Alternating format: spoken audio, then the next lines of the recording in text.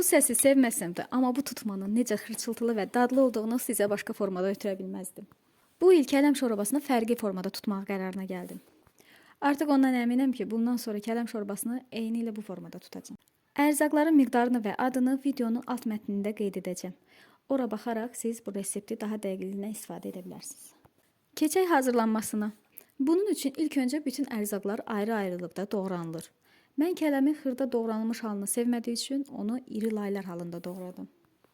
Bu turşu qarışıq turşu hesab olunduğu üçün buna çuğundur qatmadım. Həm də evimizdə də çuğundurlu kələm şorbasını sevmirlər. Çünki çuğundurun kələmə sanki şirin bir tam qatdıqlarını deyib, yəni onu sevmirlər deyə mən də bunu qatmadım.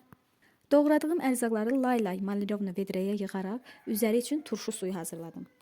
Qaynanmamış bulaq suyunun içinə duz, şəkər tozu, limon duzu və sirkə əlavə edərək kələmin üzərinə əlavə etdim. Ən sonda da qapaq qoyub və üzərinə də bir ağırlıq qoyaraq bu işi sonlandırdım. Bir həftəyə dadlı, ləzzətli və xırçıltılı kələm şorabamız artıq hazırdır. Kənd həyatını və bu formada fərqli reseptləri sevirsinizsə səhifəmə abunə olmağı unutmayın. Növbəti postlarda görüşənədək. Hələlik.